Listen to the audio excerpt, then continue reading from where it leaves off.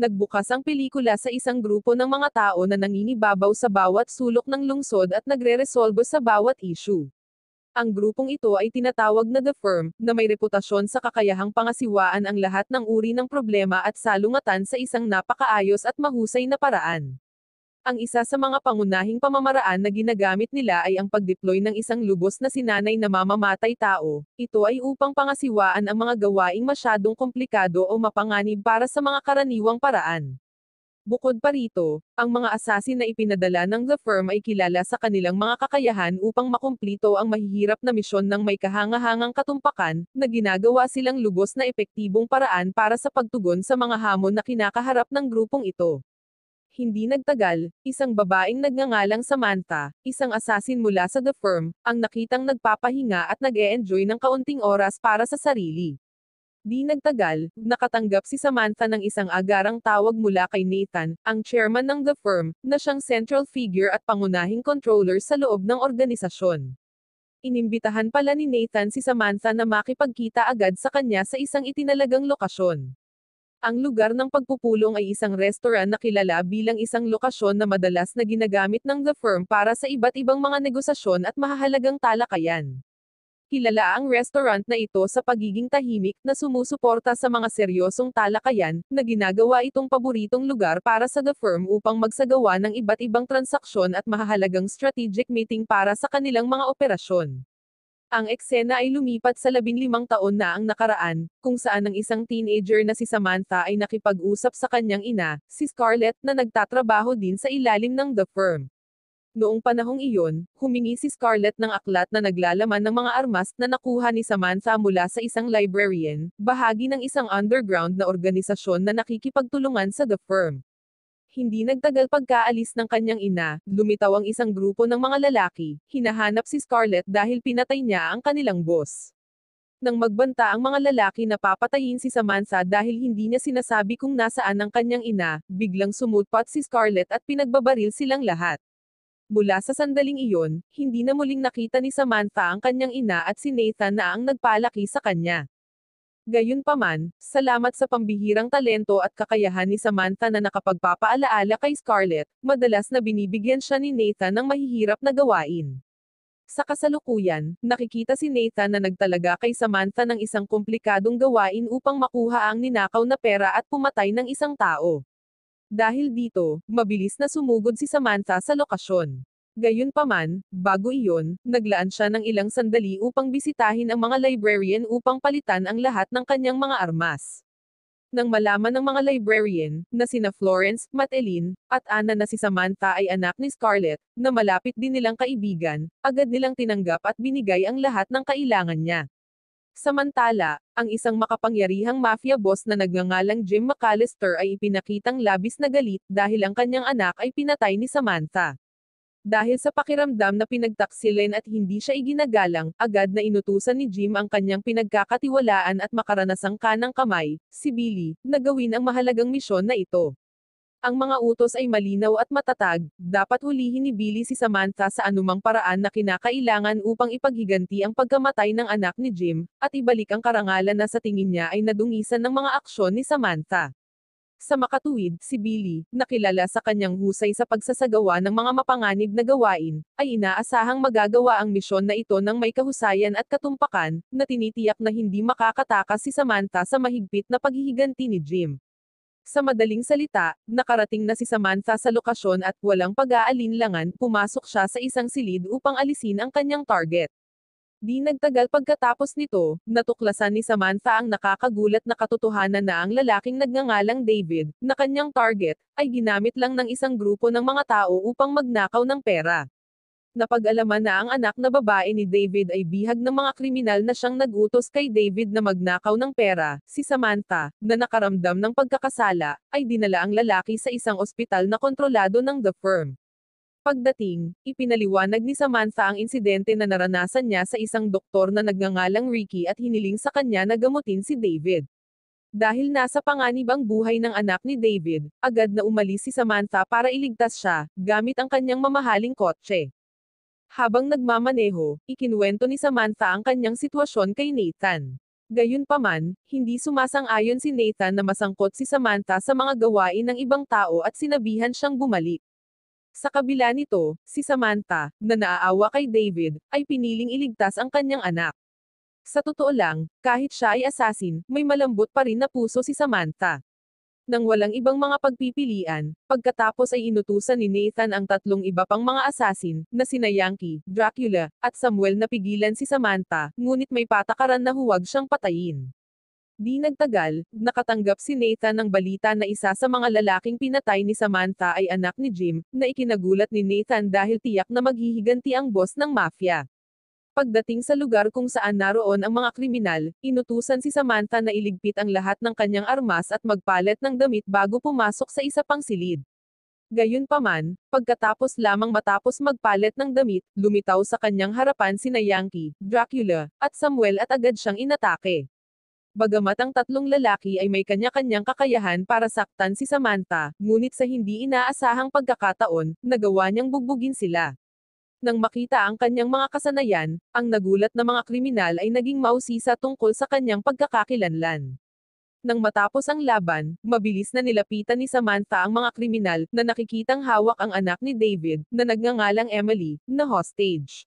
Sa sandaling ito, mabilis silang nagkaroon ng negosasyon. Si Samantha, na gustong kunin ang pera, ay agad na tinugis ang mga kriminal matapos matiyak ang kaligtasan ni Emily.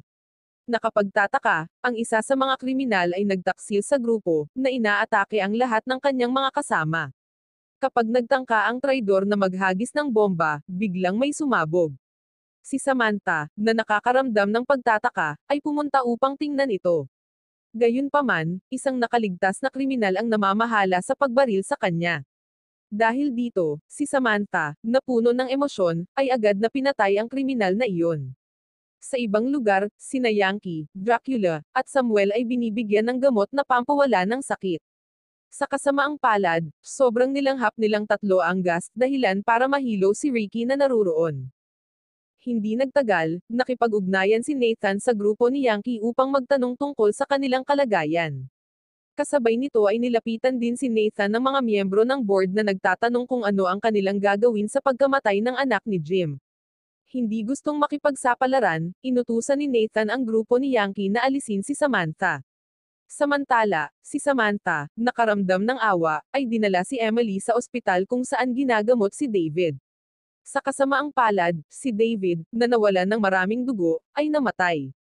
Kasabay nito, nang malaman ni Ricky na dumating na si Samantha sa ospital, agad niyang sinabihan ang grupo ni Yankee na tuturukan niya si Samantha ng isang espesyal na serum na makapagpapatigil sa kanyang magkabilang braso sa loob ng 60 segundo. Habang nagsisimulang magkabisa ang serum, hinimok sila ni Ricky na alisin si Samantha bago siya gumaling. Maya-maya pa ay mabilis na pumasok si Ricky sa kwarto ni Samantha at itinurok ang serum sa magkabilang braso nito. Si Samantha, na agad na nawalan ng lakas, ay humingi ng tulong kay Emily dahil alam niyang malapit na siyang alisin ng grupo ni Yankee. Sa kabutihang palad, sina Yankee, Samuel, at Dracula, na nasasaktan pa rin, ay hindi agad nakarating sa kanyang silid. Binigyan nito si Emily ng oras para lagyan ng kutsilyo at baril ang magkabilang braso ni Samantha. Kapag handa na ang lahat, inutusan ni Samantha si Emily na magtago habang haharapin niya silang lahat. Sa kabila ng pagiging paralisado ng kanyang mga braso, nagawa pa rin ni Samantha na madaig ang grupo ni Yankee, na nakakagulat na inalis silang lahat. Makalipas ang ilang sandali, nakatanggap si Samantha ng tawag mula kay Nathan, na humihingi ng paumanhin dahil kinakailangan niyang gawin ang lahat ng iyon para tuluyan na siyang maalis sa organisasyon. Bilang paghingi ng tawad, sinabihan ni Nathan si Samantha na pumunta sa isang lugar para maiwasan ang digmaan sa pagitan ng mga grupo o organisasyon. Hindi nagtagal, nakipag-ugnayan din si Nathan kay Jim at ipinaalam sa kanya ang kasalukuyang lokasyon ni Samantha. Bukod pa rito, humingi ng paumanhin si Nathan para sa pagkakamali ni Samantha sa aksidenteng pagpatay sa kanyang anak. Dahil hindi pa gumagaling ang kanyang mga braso, hiniling ni Samantha kay Emily na magmaneho ng sasakyan patungo sa kanilang destinasyon. Sa patnubay ni Samantha, unti-unting pinaandar ni Emily ang sasakyan, ngunit sa hindi kalayuan, agad na umatake ang mga tauhan ni Jim. Sa kabutihang palad, ang kotse ni Samantha ay nakabaluti ng bulletproof na salamin, na nagpapahintulot sa kanila na manatiling ligtas at maghanap ng paraan upang makatakas.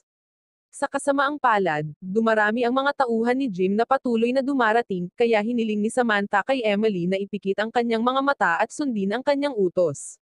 Sa mahusay na kooperasyon, nagawa nilang talunin ang mga tauhan ni Jim. Kaya naman, inutusan ni Samantha si Emily na magmaneho ng mabilis patungo sa kanilang destinasyon. Pagdating, laking gulat nina Samantha at Emily nang malaman na ang lokasyon ay talagang hideout ni Scarlett. Matapos gamutin si Samantha, isiniwalat ni Scarlett na siya ay naninirahan doon, pinapanood ang mga kilos ni Samantha mula sa malayo. Ilang sandali pa, lumala ang sitwasyon dahil nasa pintuan na ang grupo ni Jim. Sa pakiramdam na walang ibang paraan, dinala ni Scarlett sina Samantha at Emily sa lugar ng mga librarian. Nang makita nila si Scarlett na nasa kanilang harapan, mukhang nabigla ang mga librarian dahil akala nila patay na si Scarlett.